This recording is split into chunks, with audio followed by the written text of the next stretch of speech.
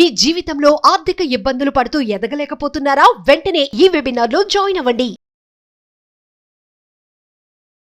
నమస్తే, welcome back to Suman TV. నేను మీ సంజయ్. ఈరోజు మనతో పాటు ఉన్నారు ఇంటర్నేషనల్ మోటివేషనల్ స్పీకర్ మరియు లా ఆఫ్ అట్రాక్షన్ కోచ్ అయిన సురేష్ గారు. ఆయనతో మాట్లాడి కొన్ని విషయాలు తెలుసుకుందాం.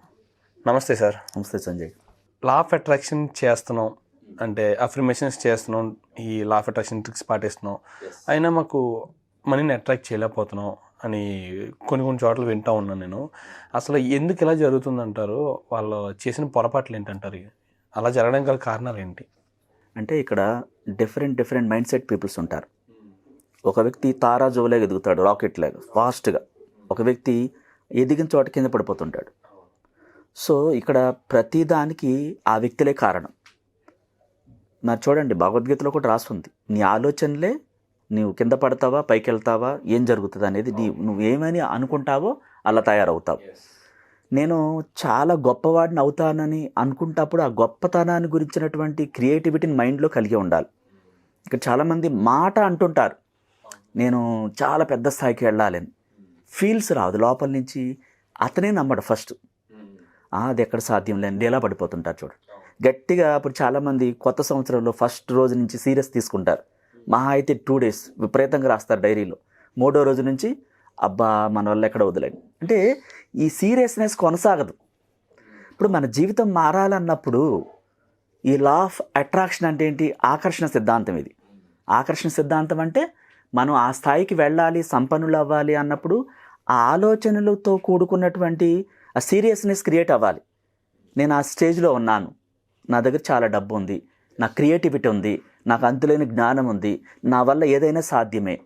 ఈ పాజిటివ్ మాటలు కాకుండా మన వల్ల ఎక్కడ అవుతుంది, అదంటే చాలా కష్టం, వాళ్ళంటే గొప్పవాళ్ళు, మనకు అంత సీన్ లేదు అంటూ ఫ్రెండ్తో తను చెప్పేస్తుంటాడు తన లోపాలు. అంటే నాకు అంత క్రియేటివిటీ లేదు, నాకు అంత తెలివి లేదు అంటాడు. యూనివర్స్ ఏం తీసుకుంటుంది? తెలివి లేనితనంగా తయారు చేస్తుంది. ఆ మాటలు సీరియస్నెస్ క్రియేట్ అవుతాయి. ఇప్పుడు పెద్దవాళ్ళు అప్పుడప్పుడు చాలామంది డిప్రెషన్లో ఉన్నప్పుడు వాళ్ళని హింసించుకునేలాగా మాట్లాడుతున్నప్పుడు అంటారు, పెద్దవాళ్ళు బామ్మలు, నానమ్మలు, తాతయ్యలు, అమ్మమ్మలు వీళ్ళేమంటారు, అట్లా అనుకో తదాస్తు ఎవరు తిరుగుతుంటారు అంటారు. అంటే ఆ మాటలు తదాస్తు అంటే నిజమైపోతాయి అని. సో కనీసం తన సాటిస్ఫాక్షన్ కూడా లేకుండా ఆ విధంగా మాట్లాడకూడదని సంగతి తెలియదు. అంటే తన జీవితం బాగుండాలని తనకి ఉంటుంది, కానీ సరైన గైడెన్స్ ఇచ్చేవాళ్ళు లేరు. ఒక వ్యక్తి అత్యంత సంపన్నుడిగా, ఒక వ్యక్తి పేదవాడిగా ఉండటానికి కారణం వారి ఆలోచనలే, వారి క్రియలే. ఇప్పుడు చాలామంది చూడండి, డబ్బు ఉంటే అనాథాశ్రమాలకు వెళ్ళి కొంతమంది ఆ ఆహారాన్ని తయారు చేసి తీసుకెళ్ళి వాళ్ళకి వడ్డిస్తూ ఏడుస్తూ ఉంటారు. అవును సార్. సో దాన్ని ఏమని వెళ్తుంది సంకేతం అక్కడికి? నీకు ఈ స్థితి నచ్చిందా అంటే ఈ పేదరికాన్ని కోరుకుంటున్నావా అని ఆ ఫీల్ అయినటువంటి అయ్యో పాపం దేవుడా నువ్వు ఉన్నావా అన్న ఫీలింగు ఏం చేస్తుంది? ఆ స్థితికి చాలా దగ్గరగా తీసుకెళ్తుంది. ఓ నీకు ఈ స్థితి కావాలా, నీ ఆస్తి అంతా పోయి నువ్వు ఇక్కడ కూర్చోవాలా అంటూ ఆస్తి అంతా చేసి తీసుకెళ్ళి అక్కడ కూర్చోబెడుతుంది. అంటే వాళ్ళు ఆల్రెడీ కొంచెం డబ్బు ఉన్నవాళ్ళు ఈ ఫీలింగ్స్ని సాడ్గా రిలీజ్ చేశారు, ఫీల్ అయిపోయారు. వాళ్ళ ఆ ఆర్థిక పరిస్థితులు, వాళ్ళు అక్కడ చాలామంది బ్లైండ్ పీపుల్స్ ఉంటారు, గుడ్డి వాళ్ళు ఉంటారు, కుంటి వాళ్ళు ఉంటారు. అనాథులు అంటే ఏంటి? సంపన్నులు కాదు, పేదరికం. రోడ్డు మీద ఎవరన్నా భిక్షగారిని కానీ అనాథలు కానీ చూస్తుంటే ఆటోమేటిక్గా జాలి వేస్తుంది, బాధ అనిపిస్తుంది. ఇప్పుడు అసలు వాళ్ళని చూడకూడదు అంటారా మీరు అన్నదాన్ని బట్టి? అంటే నేను అనేది మన ఆత్మ, మనలోని సబ్ కాన్షియస్ మనసు నువ్వేం చూపిస్తావో దానికి వచ్చేలా చేస్తుంది, ఆకర్షిస్తుంది. సో మనం ధనవంతులు అవ్వాలన్నప్పుడు ధనవంతులు ఎలా అయ్యారో వాళ్ళని చూస్తూ ఉండాలి. వాళ్ళు ఎలా సంపాదిస్తున్నారు వాళ్ళని అప్రిషియేట్ చేస్తూ నేను అలా అవ్వాలని వాళ్ళని అనుసరించాలి. చూడండి, ఒక దొంగతో సావాసం చేస్తే ఒక 6 నెలల తర్వాత ఈ లక్షణాలన్నీ అతనికి సంబంధించినవి తనకు వస్తాయి. అవును. అందుకే చాలామంది ఫ్రెండ్స్ ఒక కొంచెం అల్లరి చేస్తున్న వ్యక్తితో తిరగొద్దు, ఎందుకు తిరుగుతున్నా వాడుతో అని చెప్పేసి తిరగనీయకుండా ఆపుతారు, కంట్రోల్ చేస్తారు. వాడికిలే తయారవుతాను వీళ్ళే అంటుంటారు. దాని అర్థం ఏంటి? మనం ఏం చూస్తే దాన్ని పొందుతాం. అవును. ఇప్పుడు మనకు ఒక అద్భుతమైన వస్తువు, ఒక సూటు లేదా ఒక లగ్జరీ ఫోను ఏదో కనిపించింది, భలే ఉంది కదా ఇది అని మనసుకి అక్కడికి వెళ్తుంది. ఆలోచనలని ఇష్టం దాని మీదకి ఆకర్షణ వెళుతుంది. ఇది నాకు చాలా బాగా నచ్చింది అన్నప్పుడు ఫీల్ అయ్యారు అక్కడ మీరు. అది ఆటోమేటిక్గా మిమ్మల్ని కొనేలాగా అనేక ఊహించని మార్గంలో సడన్గా మీకు మనీ వచ్చేలా చేసి అది కొనేలా చేస్తుంది. ఇక్కడ కూడా పేదరికంగా ఉన్న వాళ్ళని మనం కలవద్దని కాదు, సహాయం చేయొద్దని కాదు, దానికి ఒక లెక్క ఉంటుంది. బిల్ గేట్ అనేవాడు చూడండి, ఎక్కడ కూడా డైరెక్ట్గా అనాథాశ్రమాలకు వెళ్ళి బెగర్స్ దగ్గరికి వెళ్ళి దానం చేస్తున్నట్టు ఒక ఫోటో కనిపించదు. అవును. కేవలం గురువుల ద్వారా సహాయం చేస్తారు. 10% వచ్చిన దాంట్లో అంటే కుడి చేత్తో చేసిన సహాయం ఎడం చేతికి తెలియకూడదు. అక్కడితో వదిలిపెట్టేయాలి. నువ్వు సహాయం చేసావు, నేను చేశానని చెప్పేసి దాన్ని ఫేస్బుక్లో పెట్టుకుని 100 మంది చూపించటాలు చెప్పటాలు ఇలాంటివి చేస్తే దానికి ఫలితం సున్నా. గొప్ప గొప్ప వాళ్ళు చూడండి సహాయం చేస్తానని ఎక్కడ చెప్పరు. అవును సార్. ప్లస్ కనీసం విడుదల చేయరు, ఫోటో కూడా విడుదల చేయరు. అంటే మన శరీరంలోనే మరో పార్ట్కి తెలియకూడదు, ఒక పార్ట్తో చేసింది, కుడి చేత్తో చేసింది. ఇలాంటి సీక్రెట్స్ ఉంటాయి అన్నమాట. మనం ధనవంతులు అవ్వాలి, రిచ్ స్థాయిలోకి వెళ్ళినప్పుడు మన పేదరికాన్ని చూసి అయ్యో పాపం అన్నప్పుడు అది అంటుకుంటుంది, ఆత్మ దాన్ని ఆకర్షిస్తుంది, ఆ ఫీలింగ్స్ విషయంలోకి వెళతాయి. చూడండి సమాజంలో చాలా బతికారండి వీళ్ళు, కోట్లకి ఎదిగారండి, ఎందుకో సడన్ గా పేదవాళ్ళు అయిపోయారు అంటారు. అవును, మీరు వినే ఉంటారు. అవును సార్. మరి ఏం జరిగింది మధ్యలో? బాగా బతికిన వాళ్ళు ఇప్పుడు ఇలా ఆ టెంపుల్స్ దగ్గర బెగ్గ వాళ్ళని, కాళ్ళు లేని వాళ్ళు, వాళ్ళందరిని చూసి జాలిపడి ఏడ్చుంటారు, ఫీల్ అయిపోయి ఉంటారు. కొందరు సెన్సిటివ్ పీపుల్స్ ఉంటారు. ఆ సెన్సిటివ్ ఏం చేస్తుంది, దాన్ని ఆకర్షిస్తుంది, అట్రాక్ట్ చేస్తుంది, దాన్ని తీసుకెళ్ళి ఆదాయం మొత్తం ఆవిరైపోయేలా చేసి ఆ స్థితికి చేరుస్తుంది. సో ఇవి కారణాలు. అంటే ఒకటి కాదు, వాళ్ళు ఏం చేశారో వాళ్ళకి తెలియదు, మేము చేసిన తప్పేంటి అంటుంటారు.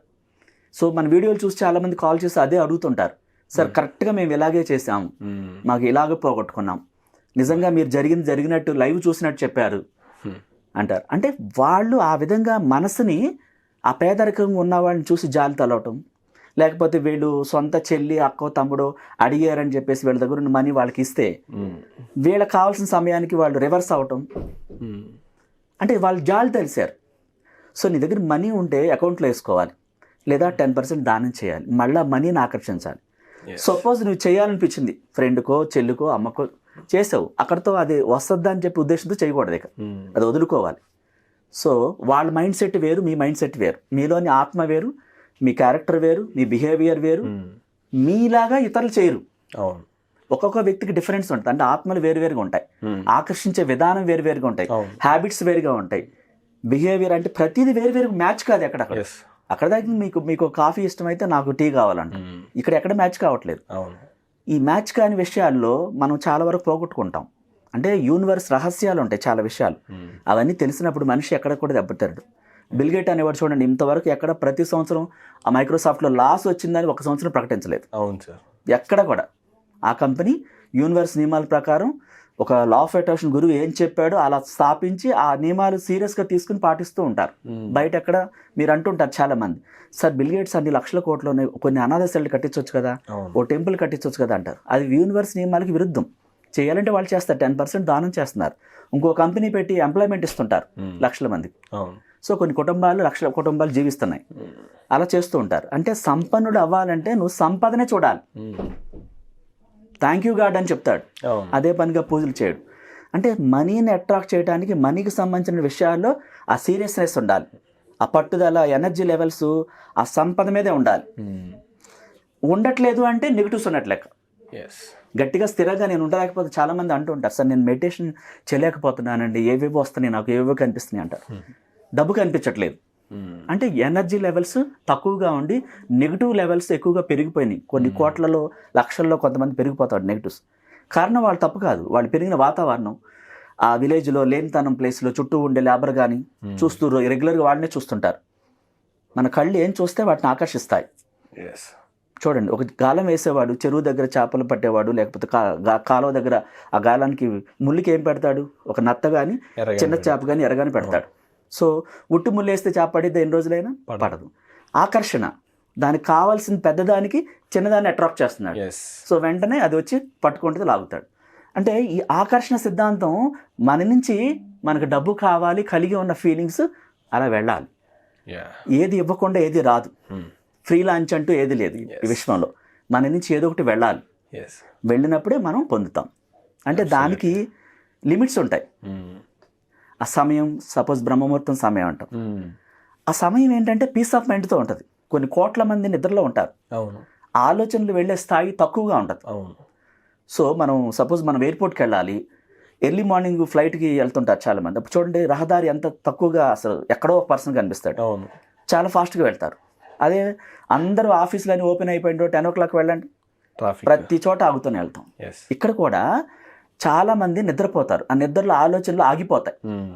ఎవరి ఆలోచనలు విశ్వంలోకి వెళ్ళం, అవును. కోట్ల మంది. సో ఎవరో రేర్ పీపుల్స్ ఆ 3 ఎవరు లేస్తారు? యూనివర్స్ బ్లెస్సింగ్స్ ద్వారా కొంతమందే లేస్తారు, యూనివర్స్ అనుగ్రహంతో ఆటోమేటిక్గా లేస్తారు. సో వాళ్ళు చాలా ప్రశాంతంగా రిలాక్స్గా ఆ సమయంలో ఈ మనీ కోసం, కొత్త జీవితం కోసం కోరుకుంటూ ఉంటారు. సో అది ఆటోమేటిక్గా విషయంలోకి ఏ అడ్డంకులు లేకుండా వేవ్స్ తక్కువగా ఉండటం ద్వారా చాలా ఈజీగా వెళ్ళిపోతుంది. ఓకే. వెళ్ళిపోయినప్పుడు వాళ్ళ కోరికలు యూనివర్స్ బ్లెస్సింగ్స్తో ఆటోమేటిక్గా నెరవేరుతాయి. ఓకే. అంటే అంత పవర్ ఉంటుంది, అప్పుడు ట్రాఫిక్ లేదు, సూటిగా వెళ్ళిపోతాయి, అడ్డంకులు లేవు. ఇక్కడ మన ఆలోచనలు కూడా రకరకాల మైండ్ సెట్తో రకరకాలు చూస్తూ డిస్టర్బ్ అయిపోతుంటారు చాలామంది. ఆ డిస్టర్బెన్స్ ఏం చేస్తుంది? నెగిటివ్స్ని పెంచుతుంది. నా వల్ల కావట్లేదు సార్, చేయలేకపోతున్నానని అంటారు. కారణం నెగిటివ్స్ చాలా ఉన్నాయి వాళ్ళలో. ఎలా ఆకర్షించారు నెగిటివ్స్ని? చిన్ననాటి నుంచి ఆ పెరిగిన చుట్టూ వాతావరణం, స్నేహితులు, ఇంట్లో వాళ్ళు చాలామంది నెగిటివ్స్తో నిండిపోయి ఉంటారు. వాళ్ళ మధ్యలో ఉండి వాటినే వీళ్ళు తెలియకుండా, ఇందాక చెప్పాను చూసారు, ఒక దొంగతో సావాసం చేస్తే 6 నెలలకి వీళ్ళు వాళ్ళు అవుతారు. అందుకనే మన చుట్టూ ఉండే మనుషుల్ని కూడా జాగ్రత్తగా ఎన్నుకోవాలి. రిలేషన్ కానీ, ఫ్రెండ్స్ కానీ, చుట్టుపక్కల వాతావరణం కానీ మన కంటికి ఇంపైని చూపించాలి. సో ఏది చూపించకూడదు అది చూపించకూడదు. మనం చూసిన దాన్ని ఆకర్షిస్తాం. అవును. నెగిటివా పాజిటివా రెండు రిలీజ్ చేస్తుంటారు. ఇన్ని కోట్ల మందిలో అందరూ పాజిటివ్ రిలీజ్ చేయరు. అవును సార్. అది ఇది రెండు పంపిస్తుంటారు. అయితే ఒక తక్కిడిన తూకంలో 90% పాజిటివ్ ఉండి 10% నెగిటివ్ ఉంటే ఏమీ కాదు. ఎవరికైనా నెగిటివ్ వస్తుంది, రోజు మొత్తంలో గురువుకైనా వస్తుంది. అయితే అదేదో నేర్పించడానికి వస్తుంది. ఓవర్కమ్ అయ్యి మంచిగా ఇంకా ఇలాంటిది ఎందుకు వస్తుంది నాకేదో నేర్పించడానికి, దాని నుంచి ఒకటి నేర్పించి ఇంకా బెటర్గా వెళ్ళటానికి. అంటే ఏదొచ్చినా మంచి కోసం యాక్సెప్ట్ చేయాలి. చాలామంది ఆనందం వచ్చినప్పుడు విపరీతంగా ఎమోషనల్ అయిపోతారు, వావ్ అని ఎగురు గంతులేస్తారు. ఒక చిన్న ఆటంకం రాగానే అంత ఎమోషనల్ అయిపోయి హ్యాపీ ఫీల్ అయిన వ్యక్తి రివర్స్ అయిపోతుంది. ఇంకా అంతప్పుడు కప్పుకున్న వల్ల కాదు, ఇక అయిపోయింది, కొలాప్స్ అయిపోయింది అంతే. సో మరి రెండింటిని బ్యాలెన్స్గా చూడాలి. ఆనందం వచ్చినప్పుడు ఎగురుగా అంతేసావు, ఏదో పొరపాటు జరిగింది, దీన్ని ఎలా కరెక్ట్ చేసుకుని మళ్ళీ కొత్త జీవితంలోకి వెళ్ళాలి అది ఆలోచించరు. అదే మనిషి దీన్ని అయితే యాక్సెప్ట్ చేయరు, దాన్ని యాక్సెప్ట్ చేస్తావు, దీన్ని కూడా యాక్సెప్ట్ చేయాలి. ఇప్పుడు తీవ్రత విపరీతంగా ఉందండి, టెన్షన్గా ఉంది, మార్గం కనిపించట్లేదు, అప్పుడు మీరు రోధించి గోల్ చేస్తే ఏమవుతుంది? పెంచినట్టు అవుతుంది. దాన్ని ఆ స్థితిని యాక్సెప్ట్ చేయాలి. ఓకే, ఇది ఎందుకు జరిగింది? నా మంచి కోసమే జరిగింది. ఈ స్థితిని నేను యాక్సెప్ట్ చేస్తున్నాను, దీనికి నేను సరెండర్ అవుతున్నాను. థ్యాంక్ యూ యూనివర్స్, నువ్వు ఇది ఎందుకు పంపించావో నా మంచి కోసమే పంపించావు, నాకేదో నేర్పించడానికే ఇది పంపించావు, కాబట్టి నేను దీన్ని అంగీకరిస్తున్నాను. యూనివర్స్ నాకు ఎప్పుడు మంచే చేస్తుంది, నా కోసం ఈ ప్రపంచాన్ని, ఈ మనుషుల్ని, డబ్బుని, సంపదల్ని, సమస్తాన్ని నాకు అనుకూలంగా పునఃసృష్టి చేస్తుంది, థ్యాంక్ యూ అని చెప్పాలి.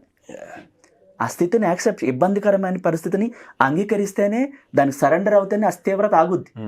చాలామంది గొడవ చేస్తుంటారు, నేను లా ఆఫ్ అట్రాక్షన్ నేర్చుకున్నాను, అయినా సరే నాకెందుకు వస్తుంది, నేను తప్పు చేశాను, ఇలా రకరకాలుగా ఫీల్ అయిపోతుంటారు. దాన్నే వాళ్ళు కొండలాగా పెంచుతారు. అక్కడ అది చాలా జాగ్రత్తగా, కేర్ఫుల్గా చేయాలన్నమాట. ఇవన్నీ తెలుసుకుని చేస్తే అద్భుతాలు జరుగుతాయి. Thank you sir. Thank you very much sir. Thank you.